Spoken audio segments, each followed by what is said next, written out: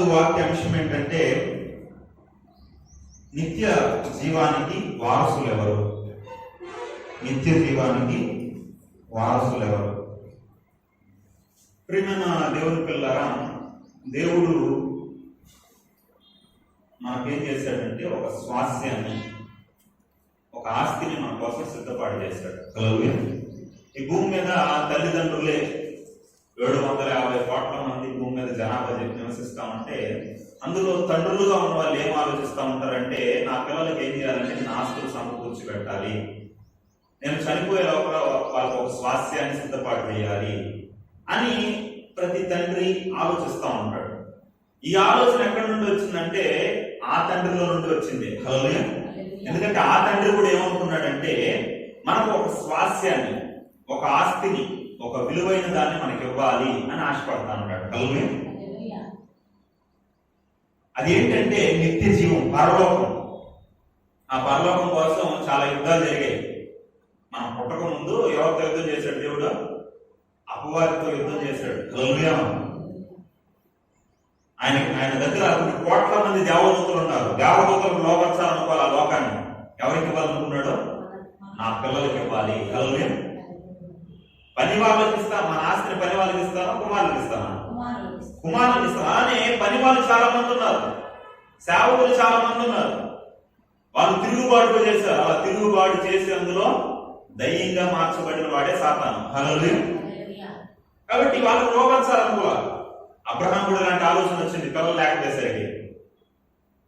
ఆయనకి పిల్లలు లేరు 99 సంవత్సరాల వరకు. అందుకని ఏమనుకున్నాడు తెలుసా అబ్రహాము? ఒక మాట మీరు చూసినట్లయితే ఆదికాండము 15వ అధ్యాయం 2వ వచనం చదవండి. ఆదికాండము 15వ అధ్యాయం 2వ వచనం. అందుకు అబ్రహాము నాకేమి ఇచ్చిననేమి, నేను సంతానం లేని వాడనై పోవచ్చున్నాను. హల్లెలూయా. నాకు ఏమి ఇస్తే ఏం ప్రయోజనం అయ్యా? ఎన్నో ఆస్తులు ఇచ్చావు, దేశాన్ని ఇచ్చావు, దాస్యాలను ఇచ్చావు, పశువులను ఇచ్చావు, బంగారాన్ని ఇచ్చావు, ఆస్తులు ఇచ్చావు, అన్ని ఇచ్చావు. ఇవన్నీ ఇచ్చినా ఏం ప్రయోజనం? చివరికి నా ఆస్తి పరుడు ఎవరుతున్నారు? నా పెద్ద దాసుడి దమస్కు ఎలియాజరే దానికి ఆస్తి పరుడు అవుతా ఉన్నాడు కదా, నాకేం పిల్లలు లేరు కదా అని బాధపడతాడు. హల్లెలూయా.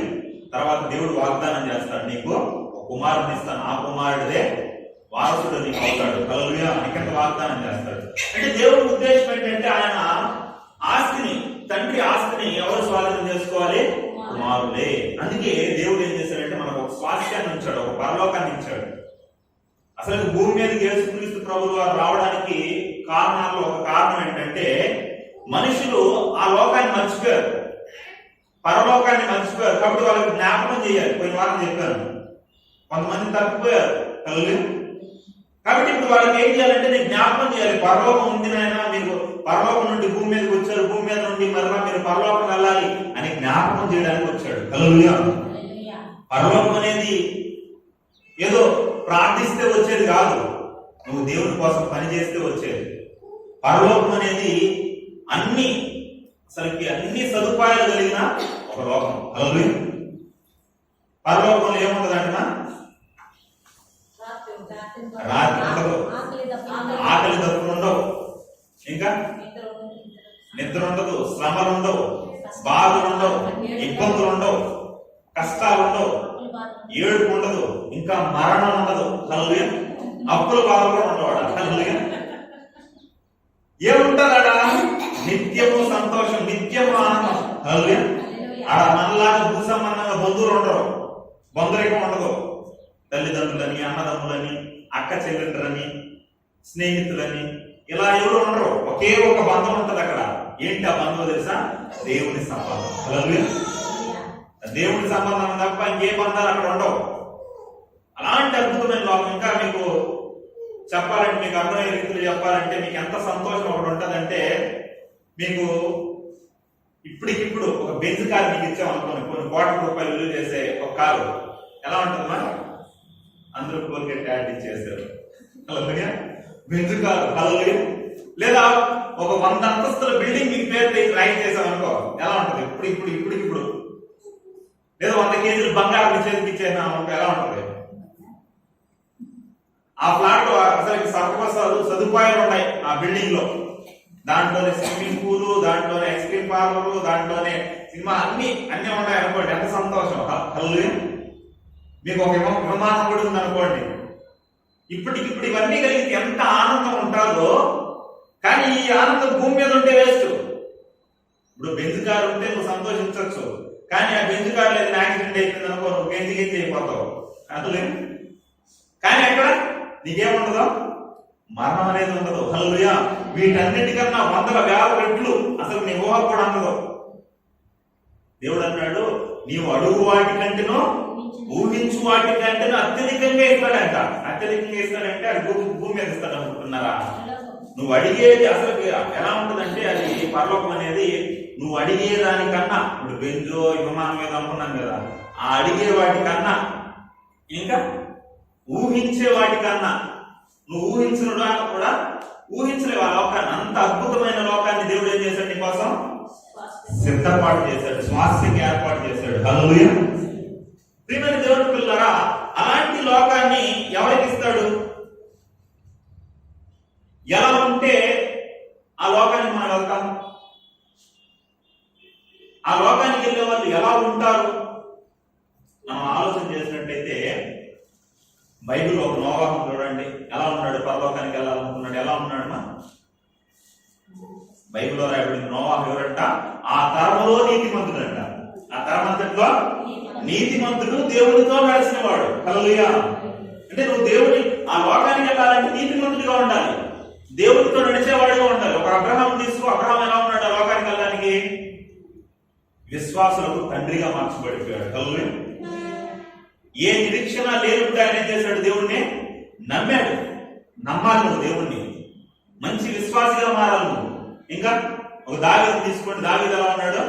దేవుని హృదయానుసారుడు. అంటే ఆ లోకానికి వెళ్ళాలంటే దేవుని హృదయానుసారుడుగా ఉండాలి నువ్వు. హల్లెలూయా. ఇంకా ఒక దానియేలు తీసుకోండి, దానియేలు ఎలా సిద్ధపడ్డాడు? దానియేలు గురించి చేపిస్తున్నాడు సాక్ష్యం దేవుడు. ఇతడు బహుప్రియుడు. దానియేలు ఎవరంట? బహుప్రియుడు దేవునికి. ఎలా నువ్వు బహుప్రియుడుగా ఉండాలి. ఒక మోషే తీసుకో, మోషే ఎలా ఉన్నాడు? తన ఇల్లంతట్లో నమ్మకస్తుడు, సాత్వికుడు. హల్లెలూయా. భూమి మీద ఉన్న వారిలో మిక్కిలి సాత్వికుడు అంట. అంటే సాత్వికుడుగా ఉండాలి. తల్లి వచ్చాడు, నాయన అదో ఐగుప్తు సింహాసనం కూర్చో అంటే ఏమన్నాడు? ఆ సింహాసనం కావాలా, ఈ సింహాసనం కావాలి, ఏది కావాలనుకున్నాడు? నాకు భూ సంబంధమైన సింహాసనం ఉంది, నాకు ఏ సింహాసనం కావాలి? పరలోక సంబంధమైన సింహాసనం కావాలి, ఆ సింహాసనాన్ని నేను పొందుకోవాలనుకున్నాడు. అంటే పరలోకానికి వెళ్ళాలనుకున్న వాళ్ళు, నిత్య జీవాన్ని స్వతంత్రించుకోవాలనుకున్న వాళ్ళు ఎలా ఉంటారో చూస్తున్నాం. ఇలా ఉంటారు, ఇలా బ్రతకతారు. హల్లెలూయా. ఏదో మీరు అనుకోవద్దండి, పరలోకం ఎట్ట బతికినా ఇచ్చేస్తాడు దేవుడు, ఎట్ట బతికినా పరలోకం వెళ్ళిపోవచ్చు అనుకోవడం మన భ్రమ. ఏమైండు? మన ఇంట్లోకి రావాలనుకోండి ఎవడైనా, ఎవడు పడితే వాడు వచ్చేదానికి మన ఇంటికి అవకాశం ఉంటుందా? మన ఇంటికి రావడానికే ఎవడు పడితే వాడు రావడానికి పర్మిషన్ దా? ఎవడు రాకూడదని ఏం చేస్తాం మనం? చుట్టూ ఏం చేస్తున్నాం? కాంపౌండ్ వాళ్ళు. అమ్మో కాంపౌండ్ వాళ్ళు కూడా ఎక్కువ చేస్తాడేమో అనేసి కొంతమంది ఏం పెట్టింటారు? సోలాలాగా పెట్టింటారు. ఇంకొంతమంది వచ్చేవాడి గాయాలు కావాలనేసి ఏం చేస్తుంటారంటే పెంకులు మరి కూర్చిపెట్టింటారు. గాజు పెంకులు ఇంట్లోకి రాకూడదు, మా ఇంట్లోకి మాకు తెలియనాడు.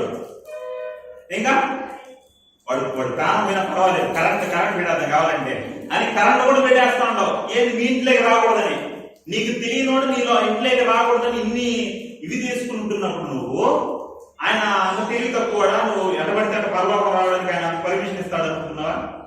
లేదు ప్రియమైన దేవుని పిల్ల. హల్లెలూయా. ఏదో బాప్తిసం తీసుకుంటే పరలోకం వెళ్ళిపోతాం, లేదా ఏదో పేరు పెట్టుకుంటే పరలోకం వెళ్ళిపోతాం అనుకోవద్దండి. ఏదో బాప్తిసం తీసుకుంటేనో పేరు మార్చుకుంటేనో పరలోకం వెళ్ళాం. నీ బ్రతుకు మారాలి. హల్లెలూయా. మన బ్రతుకు మారితే పరలోకాన్ని ఇస్తాడు దేవుడు. ఎందుకంటే యేసుక్రీస్తు మాటల్లోనే మనం ఒక మాట మనం చూసినట్లయితే మత్తయి సువార్త 21వ అధ్యాయం 31వ వచనం చదవండి. నాన్న డాడీ అమ్మకు వచ్చారు 2 వేలు ఇంకా. మత్తయి సువార్త 21వ అధ్యాయం 31వ వచనం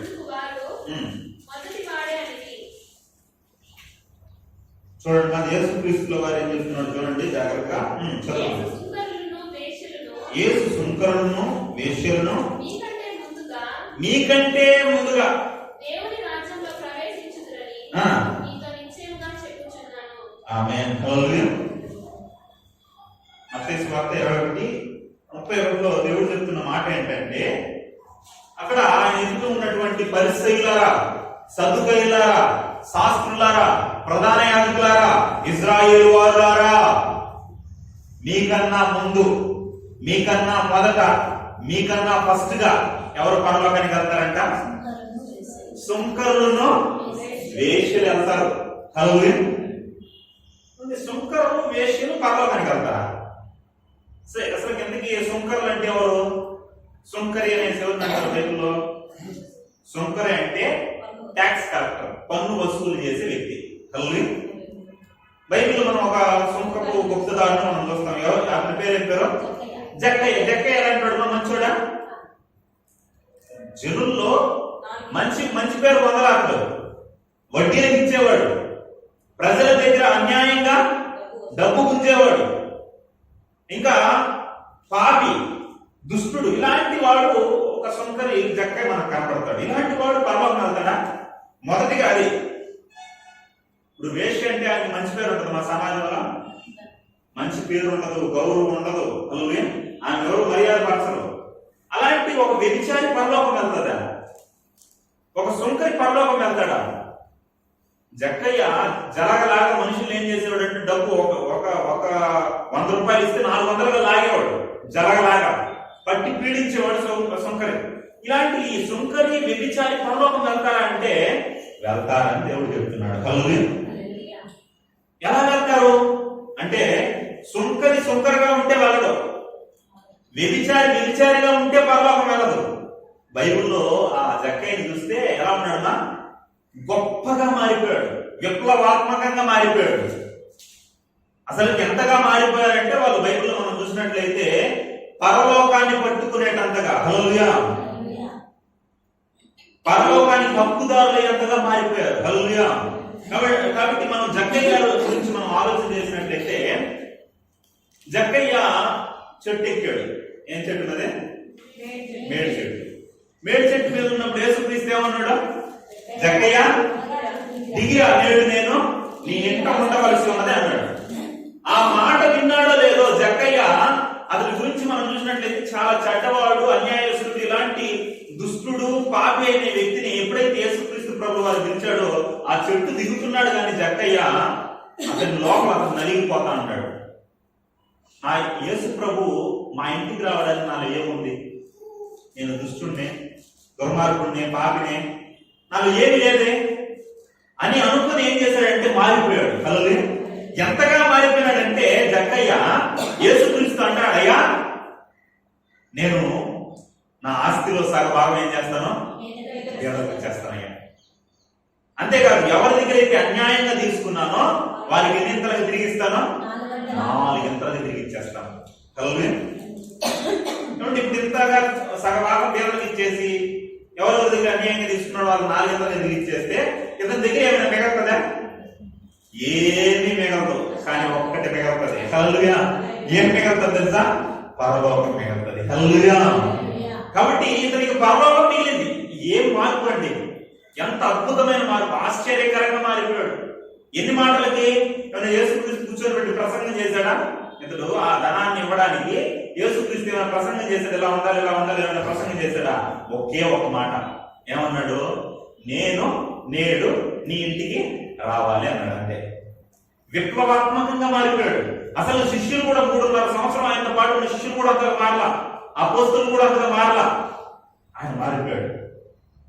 మనం ప్రతి వారం వస్తాను, వాక్యం వింటాను, మనలో ఏమైనా మార్పు కలిగిందా? మనం మారింటే మనలో ఏం కనపడతాయి? ఫలాలు కనిపిస్తాయి. మనలో మారింటే పనులు కనిపిస్తాయి. మనలో మారింటే క్రియలు కనిపిస్తాయి. నువ్వు మారింటే విశ్వాసం నీలో కనపడతాడు. నువ్వు మారింటే నీలో అన్ని కనపడతాయి. ఎక్కడ కనపడుతున్నాయి? ప్రియమైన దేవుడి పిల్లరా, చూడండి, జక్కయ్యలో ఆ మార్పు వచ్చింది. హల్లెలూయా. ఏదో పేరు మార్చుకోవడము, పైన ప్రియమైన దేవుడి పిల్లలు బాప్తిసం తీసుకున్నానని చెప్పుకోవడం కాదు, కానీ క్రియల్లో ఇక్కడ చూపిస్తా ఉంటాడు. హల్లెలూయా. అందరూ బట్టి అన్నాడు, ఎవరు మొదటిగా వెళ్తారు, ఎందుకంటే మారాడు మనవాడు. హల్లెలూయా. ఇంకా నెక్స్ట్ ఎవరు వెళ్తారంట? వేశ్యలు, వ్యభిచారులు. బైబిల్లో మనం చూస్తాం సమరయ స్త్రీ 5 మంది భర్తలు అంట ఆయనకి. ఆమె ఎలా మారిందమ్మా? యేసుక్రీస్తు ఒకే ఒక ప్రసంగం 2-3 మాటలు మాట్లాడలేదు. మారిపోయేసి ఏం చేసిందంటే తన గ్రామానికి వెళ్ళి గ్రామంలో ఉన్న వారందరికీ చెప్పి ఆ గ్రామంలో ఉన్న వారందరినీ యేసుక్రీస్తు దగ్గరికి తీసుకుని వచ్చేసింది. ఎంత గొప్ప మార్పు! ప్రియమైన దేవుని పిల్లరా, పేరు మార్చుకోవడం కాదు కానీ మన బ్రతుకు మార్చుకోవాలి, మన జీవితాన్ని మార్చుకోవాలి. అది దేవునికి కనపడాలి. హల్లెలూయా. అలా వీళ్ళ జీవితాలు మారి దేవునికి ఇష్టంగా కనపడ్డాయి కాబట్టి దేవుడు అంటున్నాడు, సుంకరులను వేశ్యలు.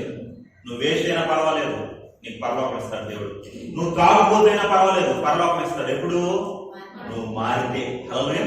అనుకోవద్దండి ఆవిడ తాగుబోతు కదా వాడు పరలోకం వెళ్ళడు, వీడు సినిమా యాక్టర్ కదా వీడు పరలోకం వెళ్ళడు, వీడు వ్యభిచారి కదా వీడు పరలోకం వెళ్ళడు అనుకోవద్దండి.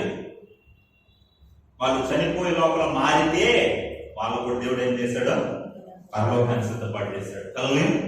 నేను పరలోకం వెళ్ళిపోతాను, నేను ఎప్పుడో మందిరానికి వచ్చేస్తాను కదా అనుకోవద్దండి. బైబిల్లో ఒక మాట చదివినట్లయితే మత్తయి సువార్త 21వ అధ్యాయం 28వ వచనం నుండి చదవండి. మత్తయి సువార్త 21:28వ వచనం నుండి చదవండి. మీకేమి తోచుతున్నది? ఒక మనుషునికి 2 కుమారులుండిరి. కుమారుడా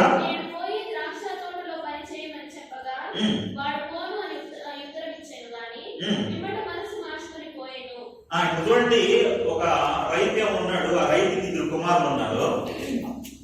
ఆ కుమారుల్లో పెద్దవాడి దగ్గరికి వెళ్ళి అన్నాడంట, ఆయన ద్రాక్ష తోటలో పని ఉంది, పోయేసి రానాయన అని పెద్దవాడితో అన్నాడంట. వాడేమన్నాడంట తెలుసా? నేను పోను అన్నాడంట. వీడు మరి చెడ్డోడ్లాగా ఉన్నాడు, వీడు మాట వినడం లేదు అని అనుకున్నాడంట.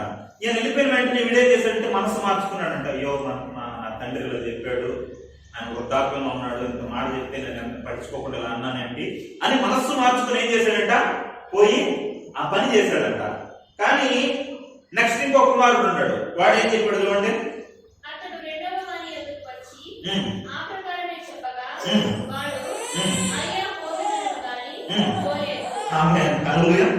మొదటాడు ఏమన్నాడమ్మా?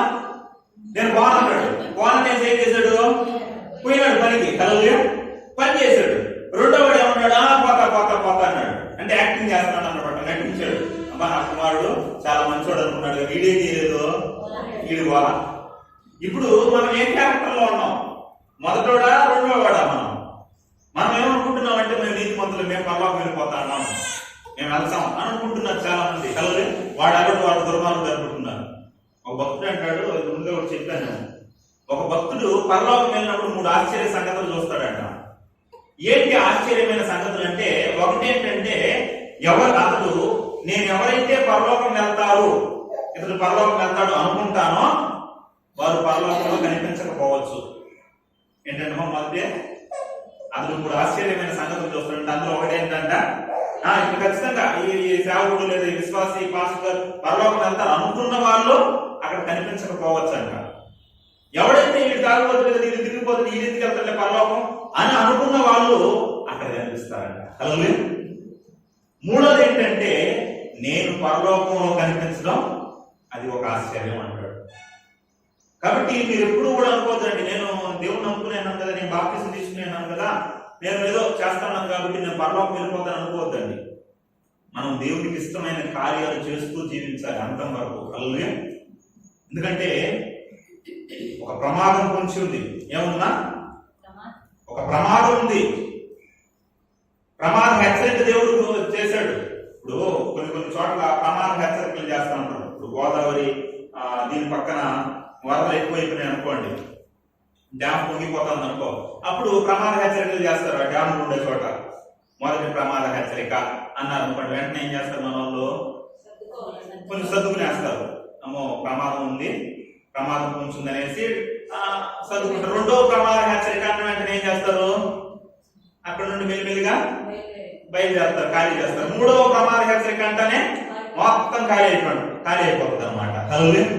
అంటే ఒక ప్రమాద హెచ్చరిక వచ్చిన వెంటనే మనిషి ఏం చేస్తాడంటే తాను భయపడి సిద్ధపడి అక్కడ నుండి వెళ్ళిపోతున్నాడు, తప్పించుకుంటున్నాడు.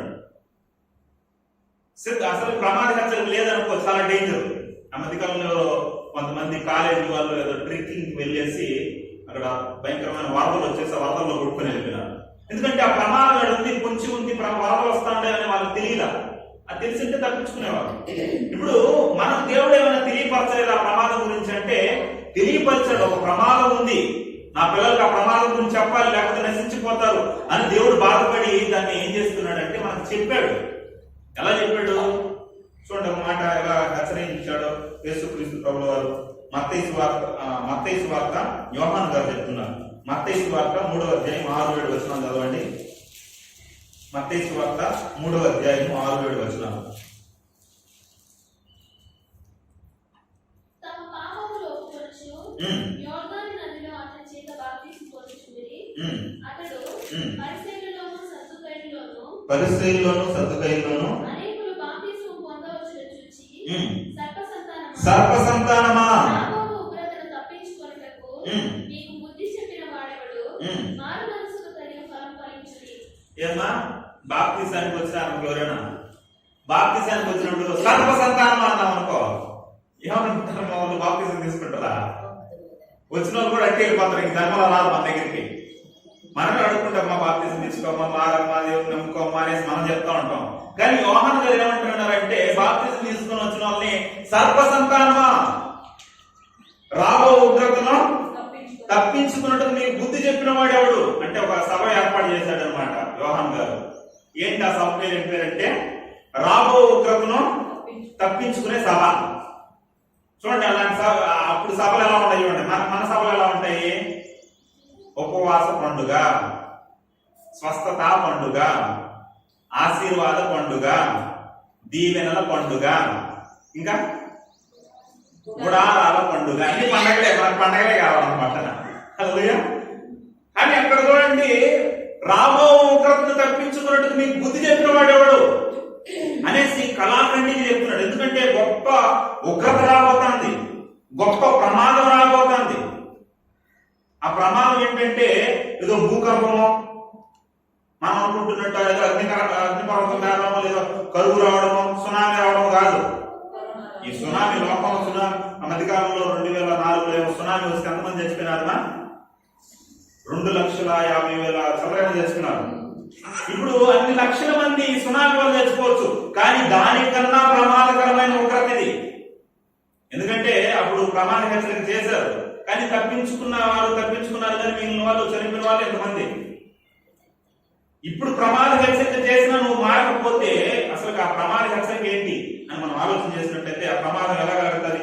కొలస్సీలకు రాసిన పత్రిక 3వ అధ్యాయము 5-6 వచనాలు మీరు చదివినట్లయితే అది భూకంపమో, కరువు, లేదా అగ్నిపర్వతం కలగడమో, సునామీలు కాదు. అదేందో చూడండి, ఆ ఉగ్రత ఏంటో చూడండి. కొలస్సీలకు రాసిన పత్రిక 3వ అధ్యాయము 5-6 వచనాలు. 183వ పేజీ. 183వ పేజీ.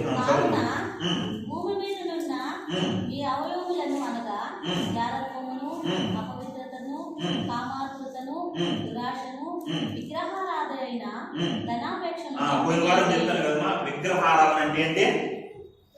మనసులో పోయిన వారం చెప్తాను. విగ్రహారాధన అంటే దేవుని కన్నా ఏదైనా మనకు లోబి అయిన, విగ్రహారాధన అయిన లోబి అయినను అంటే పిసినితనం, దేవుడి విషయంలో పిసినితనం కలిగి ఉండకూడదు అని చెప్పాను కదా. ఇక్కడ చూడండి, విగ్రహారాధన అంటే ఇంకా ఏం చెప్తున్నాడు? ధనాపేక్ష అంటున్నాడు. వాటి వలన దేవుని ఉగ్రత. దాన్ని ఏం చేయాలంటే ధనాపేక్షను చంపివేయుడి. మనం ఏం చేయాలి? కొన్నిటినే చంపేవి కొన్ని ఉన్నాయి, విడిచిపెట్టాల్సిన కొన్ని ఉన్నాయి. అలా చెప్తూ ఏం చేస్తున్నాడు? వాటి వలన దేవుని ఉగ్రత. ఆమేన్. ఈ ఉగ్రత ఏంటో తెలుసా? ఈ ప్రమాదం ఏంటో తెలుసా? దేవుని ఉగ్రత. ఏ ఉగ్రత అయితే? దేవుని ఉగ్రత. ఏదైనా ప్రమాదం వచ్చిందని మనం ఏం చేస్తామో తప్పించుకోవడానికి దేవుడా మమ్మల్ని కాపాడు, దేవుడా మమ్మల్ని రక్షించు, మమ్మల్ని కాపాడడానికి దేవుడు తోడుగా ఉన్నాడు, మాకేం కాదే అని ధైర్యం తెచ్చుకుంటా ఉంటాం దేవుని చూసి ఏదైనా ప్రమాదం వస్తే. కానీ ఇక్కడ ప్రమాదం ఎవరి వల్ల వస్తుంది? ఏదో భూకంపం వచ్చిందంటే దేవుడు కాపాడతాడు అనుకోవచ్చు, సునామీ వస్తే దేవుడు కాపాడతాడులే ఎట్టో కట్ట అనుకోవచ్చు. కానీ ఇప్పుడు ప్రమాదం ఎవరి వల్ల వస్తుంది? ఉగ్రత ఎవరి వల్ల వస్తుంది? సాక్షాత్తు దేవుడు వల్లనే ఉగ్రత వస్తే నిన్ను కాపాడేవాడు ఎవడు? దేవుడే ఉగ్రరూపుడైపోతే నిన్ను కాపాడేవాడు ఎవడు? అసలుకి ఆ ఉగ్రత భూమి మీద వచ్చేదా? భూమి మీద వచ్చే ఉగ్రత కాదు. అది ఏం ఉగ్రత చూడండి, మత్తయి సువార్త 23:33. మత్తయి సువార్త 23:33. ఏమిటి ఆ ఉగ్రత? 33. సర్పములారా, సర్ప సంతానమా, సర్ప సంతానమా, నరక శిక్షను మీరెలాగూ తప్పించుకొందురు. నరక శిక్షను మీరు ఎలాగూ తప్పించుకుంటారు. ఏంటి ఆ ఉగ్రత అంటే? నరక శిక్ష. హల్లెలూయా. ఏం శిక్ష అంటమా? నరక శిక్ష. దాన్ని తప్పించుకునే ప్రయత్నం ఏమైనా చేశారు మీరు? బాప్తిజం తీసుకున్నారా దాన్ని తప్పించుకునేందుకు? దాన్ని తప్పించుకునే దానికి ఏమైనా మారు మనసు పొందారా? దానికి తగిన ఏమైనా అర్హత కలిగిన కార్యాలు ఏమైనా చేస్తున్నారా?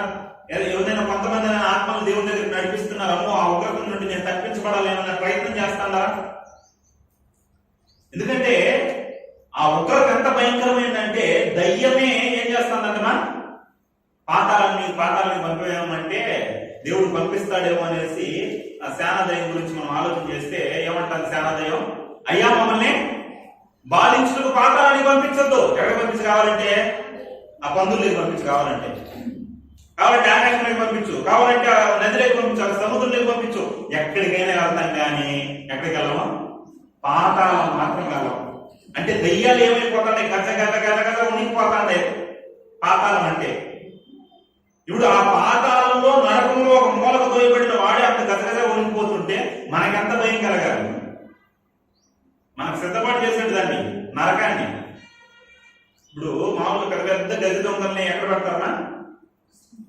మామూలు జైలు బట్ట పెద్ద గది దొంగలు అనుకో, వాళ్ళని సెంట్రల్ జైలుకో లేకపోతే ఏమేమి జైలు ఉంటాయి, అండమాన్ నికోబార్ దీవుల్లో ఉన్న జైలుకో అలాంటి జైలుకు పంపిస్తారు. ఎందుకంటే వాళ్ళు పెద్ద కొరడు కట్టిన నేరస్తులు అండి అని చెప్తారు. వాళ్ళు పెద్ద శిక్షలు. ఇప్పుడు నిన్ను కూడా ఎలా పరిగణిస్తానంటే అలా పరిగణిస్తాడు. నేను ఎక్కడికి పంపాలనుకుంటున్నాడు దేవుడు? నువ్వు మారకపోతే ఎక్కడికి మా? నరకానికి. అది ఎలాంటి శిక్ష? ఎన్ని సంవత్సరాల శిక్ష? 70 సంవత్సరాలు చేసినాం కాబట్టి 70 సంవత్సరాలు వేస్తాడండి దేవుడు, అవునా? లేదా 70 సంవత్సరాలు 10 సంవత్సరాలు వేస్తాడండి, అవునా? ఎన్ని సంవత్సరాలు? నిత్య శిక్ష. నువ్వు 70 సంవత్సరాలు 80 సంవత్సరాలు చేసిన పాపానికి ఎంత శిక్ష? నిత్య నరకం. ఇదేంటండి ఘోరము? మనం ఏదో 70 సంవత్సరాలు 60 సంవత్సరాలు చేస్తే నేరం, అన్ని సంవత్సరాల శిక్ష ఏంటండి? చాలా మంది డౌట్ వస్తూ ఉంటది. ఏంటి మనం 60 సంవత్సరాలు లేదా 10 సంవత్సరాలు ఎన్నో సంవత్సరాలు చేసామంటే అన్ని సంవత్సరాల శిక్ష ఇప్పుడు ఇన్ని సంవత్సరాలు వేస్తున్నాడు దేవుడు అంటే? నీ శరీరాన్ని 6 అడుగులు చేశాడు, కరెక్టే. నీకు 60 సంవత్సరాలు ఇచ్చాడు, కరెక్టే. నీ కోసం ఏం చేశాడు దేవుడు? ఈ అనంతమైన సృష్టిని చేశాడు. ఏం చేశాడు? ఈ అనంతమైన సృష్టిని ఎలా చేశాడు? కొన్ని కోట్ల సంవత్సరాలు. బైబిల్లో ఆదికాండంలో 6 రోజులు 7 రోజులు సింపుల్ గా చదువుకుంటాం కానీ దాన్ని మనం చరిత్ర లేక హిస్టరీ లేక దాన్ని అంతా మనం ధ్యానిస్తే కొన్ని కోట్ల సంవత్సరాలు పట్టింది సృష్టిని చేయడానికి దేవుడికి. అన్ని కోట్ల సంవత్సరాలు ఆయన కష్టపడ్డాడు. కష్టపడి ఆయన శ్రమించి రాత్రనక పగలనక కష్టపడి ప్రకృతిని చేస్తే దాన్ని నీకు ఇస్తే నువ్వు మారు మనసు పొందకపోతే ప్రకృతినే కాదు ఇంకా ఏమిచ్చాడు మా దేవుడు? నువ్వు మారవనేసి ఆలోచన చేసి నీ కోసం ఎవరు పంపించినాడు? ఆయన కుమారుడు, అద్వితీయ కుమారుడు యేసుక్రీస్తునే లోకానికి పంపాడు. అప్పుడేదో మారాడా? మారలా. మన మనస్సు మారలా. మన గుండె రాతి గుండెలాగా మారిపోయింది. ఇప్పుడు ఇన్ని చేసినా నువ్వు మారకపోతే నిన్ను నిత్య శిక్ష పంపించద్దా? నిన్న నరకానికి పంపించద్దా? ఆయన అంత కష్టపడిన ఆయన కష్టం నువ్వు గుర్తెరగకపోతే నిన్ను నిత్య నరకానికి పంపించద్దా? అందుకే దేవుడు నిర్ణయం తీసుకున్నాడు. ఏమని? నిన్ను నరకానికి పంపించాలి. ఏమో ఇప్పుడు మీరు ఆలోచన చేయండి. దేవుడు అంత శిక్షను విధించాలంటే ఇప్పుడు దోమ వచ్చి కొడుతుంది మిమ్మల్ని. దోమ వచ్చి పుట్టిందనుకో ఏం చేస్తారు మా మీరు? దోమ పుట్టిందనుకో ఏ కుట్ట తెలుపో అని చూపుతారా? పుట్టిన వెంటనే ఏం చేస్తారో బలంగా మీ బలం ఎంత ఉందో అంత తీపించి తప్పని పడతారు. అది ఎంత ఉంది అంత ఉంది. అది ఏం చేసింది మిమ్మల్ని? ఒక్క రవ్వ పుట్టింది. పుట్టిన దానికి ఏం చేశారు మీరు? దానికి ఏం శిక్ష విధించారు? మరణ శిక్ష. నీకు ఇది కరెక్టే. ఏది చిన్న నిన్ను గాయపరిస్తే నీకు నొప్పి పుట్టిస్తే దాని ప్రాణమే తీసేసినప్పుడు ఆయన అంత శ్రమపడి ఆయన కుమారుడు పంపించినా నువ్వు పట్టించుకోకపోతే నిన్ను నరకానికి పంపిస్తే తప్ప ఆయన దృష్టిలో తప్పుగా అది. కాబట్టి ఆయన నరకంలో ఎలా ఉంటుంది పరిస్థితి, అది ఎలాంటిది అనేసి మనం ఆలోచన చేస్తే చివరిగా మార్కు సువార్త 9వ అధ్యాయము 48వ వచనం చదవండి. మార్కు సువార్త 9:48. నరకమున వారి పురుగు చావదు, అగ్ని ఆరదు. అక్కడ ఏం కదంటమా? పురుగు చావదంట. పురుగు అంటే మనమే. నువ్వేం కావు అక్కడ? చావు. ఎందుకంటే చచ్చి అక్కడికి వెళ్తావు కాబట్టి. మనం చావు. అక్కడ ఎందుకు చావాలంటే మనం చనిపోయి అక్కడికి వెళ్తాం కాబట్టి. ఇంకేం చావు? ఇప్పుడు ఈ లోక చట్టాల్లో మనం ఆలోచన చేసినట్లయితే ఒక నేరస్తుడికి ఉరి శిక్ష విధించారు అనుకోండి. ఆ ఉరి శిక్ష వేసేటప్పుడు వాడి పరిస్థితి ఎలా ఉంటుందంటే, వాడికి జ్వరమో ఏదో అనారోగ్యం చేసింది అనుకో, వాడికి ఉరి వేయాలంటే వాడు ఎలా ఉండాలంటే ఆరోగ్యవంతుడిగా ఉండాలి. వాడికి ఉరేసే ముందు కూడా ఏం చేస్తారంటే వాడికి టెస్ట్ చేయిస్తారు. డాక్టర్ని తీసుకొని పోయి డాక్టర్ని పిలిపించి టెస్ట్ చేయిస్తారు. వాడికి ఏదైనా ప్రాబ్లం ఉంటే ఉరి శిక్షను వాయిదా వేస్తారు. ఇంకా వాడిని ఉరేసేటప్పుడు ఏం చేస్తారు? చక్కగా వాడికి ఏం కావాలి, నీకేం కావాలని అడుగుతారు. చివరి కోరిక అడుగుతారు. వాడు ఏదైనా అడిగితే తెప్పిస్తారు, తినిపిస్తారు. వాడికి మంచి బట్టలు వేపిస్తారు. చక్కగా షేవింగ్ చేసి పెళ్లి కొడుకు రాగా రెడీ చేస్తారు. దేనికి? ఉరి శిక్ష వేసేదానికి. వాడు చంపేదానికి. ఇవన్నీ ఎందుకు? ఇలా చెయ్యాలి. ఈ లోక చట్టమే ఇలా ఆలోచిస్తా ఉండేటప్పుడు నీ కోసం ఏం చేశాడు తెలుసా? ఎప్పటికీ చావని చచ్చిన వారినే నరకంలో వేసే సిద్ధాంతాన్ని, చట్టాన్ని అక్కడ పెట్టాడు దేవుడు. ఎప్పటికీ నువ్వు చావు కానీ చేస్తా ఉంటావు. అలాంటి నిత్య శిక్ష. అక్కడ ఎవరిని అరెస్ట్ చేస్తారు తెలుసా ఆ చట్టం కింద? ఇప్పుడు ఇక్కడ ఎవరైనా లారీ ఎత్తుకుపోయేసి, మనం చాలా యాక్సిడెంట్లు చూస్తూ ఉంటాం కదా, తర్వాత రాసుకునే పేపర్కి వస్తూ ఉంటాయి. లారీ ఎత్తుకొని పలానోడు తొక్కిచ్చేసాడు, పచ్చడి చేసేసారు అనేసి వార్తలు వస్తూ ఉంటాయి. ఇప్పుడు లారీ ఎత్తుకొని పచ్చడి చేయన్నాడు వాడు. ఇప్పుడు ఈ లోక చట్టం ఎవరు పట్టుకుంటుంది? పోయేసి గుద్దేసిన ఆ డ్రైవర్ని పట్టుకుంటుంది. కానీ ఆయన చట్టం ఎవరు పట్టుకుంటుంది? ఇక్కడ పచ్చడి అయిపోయినాడు చూడు, ఆయన పట్టుకుంటుంది అనమాట. పట్టుకొని ఏమడుగుతాడు దేవుడు? నువ్వు దేవుడు నా కోసం ఏం చేశావు? నీ కోసం ఆయన, నేను నీ కోసం ఏం చేయలేదు కానీ కింద పచ్చడి అయిపోయినాను ఆయన. కింద ఏమైపోయినాను? పచ్చడి అయిపోయినాను ఆయన. కాబట్టి ఇన్ని నిత్య శిక్ష వేసేయండి అంటాడు దేవుడు. అంతే. ప్రియమైన దేవుని పిల్లలు, అలాంటి నిత్య శిక్షనే, చావు లేని మరణాన్ని దేవుడు ఏర్పాటు చేశాడు. అప్పుడు దాన్ని తప్పించుకోవడానికి ఒకే ఒక మార్గాన్ని దేవుడు పెట్టాడు. ఎలా తప్పించుకోవాలంటే మనం చివరిగా ఒక మాట చదువుకున్నాం. మొదటి దశలోనికి రాసిన పత్రిక 1వ అధ్యాయం 10వ వచనం.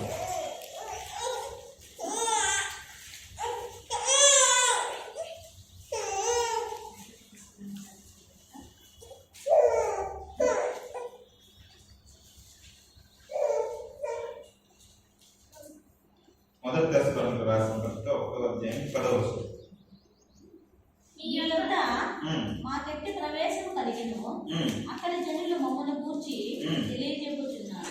మరియు మీరు విగ్రహములను 3వ లైన్ నుండి చదవమ్మా, ఎందుకంటే పెద్ద వచనం. దేవుడు మృతులలో నుండి లేపిన యేసు అనగా, దేవుడు మృతుల్లో నుండి లేపిన యేసు అనగా, రాబో ఉగ్రత నుండి మనల్ని తప్పించుచున్న ఆయన కుమారుడైన యేసు పరలోకం నుండి వచ్చునని ఎదురు చూచుటకును మీరేలా దేవుని వైపు తిరిగితిరో ఆ సంగతి మనం ఉగ్రత నుండి తప్పించేవాడు ఎవరుమా?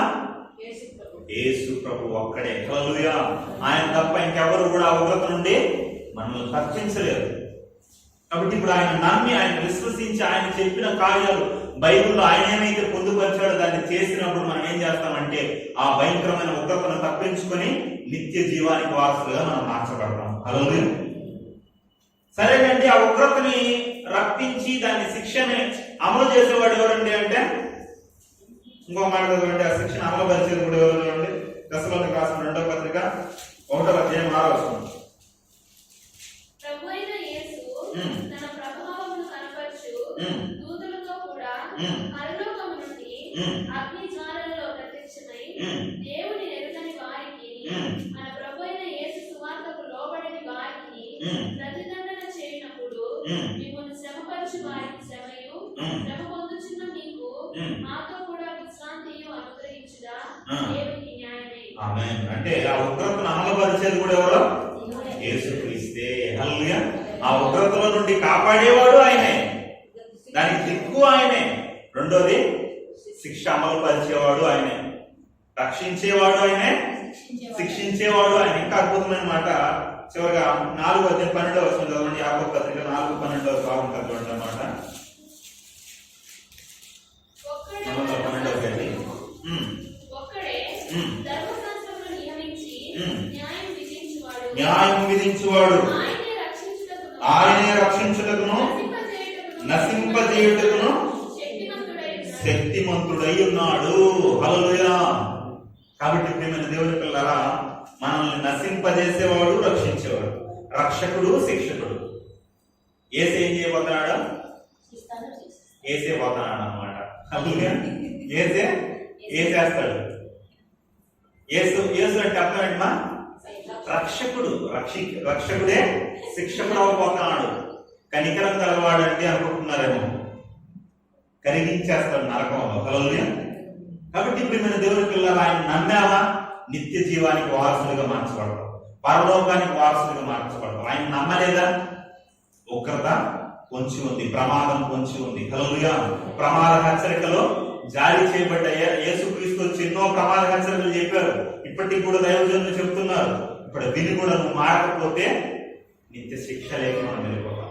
కాబట్టి ప్రియమైన దేవుని పిల్లలారా, విన్న మాటల ప్రకారం మన జీవితాలను మనం మార్చుకొని, ఎందుకంటే ఈ శరీరం శాశ్వతం కాదు. ఆత్మే జీవింపజేయనిది శరీరము కేవలం నిష్ప్రయోజనం అన్నాడు. ఈ శరీరంలో ఏం లేదండి. శరీరం కోసం మనుషులు ఏం చేస్తుంటారంటే ప్రాకులాడుతుంటారు, తినాలి, తాగాలి. రాజకీయ నాయకులు కూడా ప్రసంగం చేస్తే ఏం ప్రసంగం చేస్తున్నారు? తినడానికి తిండి, కట్టుకోవడానికి బట్ట, ఉండడానికి ఈ 3 కావాలి. దేనికి? ఈ శరీరానికి. శరీరం గురించి ఆలోచిస్తున్నాడు ప్రతి మనిషి. కష్టపడుతున్నావు, దేనికోసం కష్టపడుతున్నావు? ఈ శరీరం కోసం. కానీ ఆత్మ కోసం ఏమైనా కష్టపడుతుండా? ఆత్మ కోసం కష్టపడాలి. ఎందుకంటే ఈ శరీరం ఎలాంటిదంటమా? కేవలం నిష్ప్రయోజనం. ఆత్మే జీవింపజేసేది. ఇప్పుడు అట్టిపండు తీసుకుంటామా? అట్టిపండు దేనికోసం తీసుకుంటాం? పైన ఉన్న తొక్క కోసం తీసుకుంటామా? తెల్లటి, మెత్తటి, తీయటి పదార్థం కోసం తీసుకుంటాం. తీయటి లోపల ఉండే పదార్థం కోసం తీసుకుంటాం. అలానే లోపల ఉన్న ఆత్మ విలువైంది, ఈ శరీరం కాదు. కానీ ఆత్మ కోసం ఏం చేసావు? ఎలా సిద్ధపడతావు పరలోకానికి? ఉచితంగా వచ్చేది కాదు పరలోకం. శిష్యులకు ఉచితంగా ఎలా పరలోకం?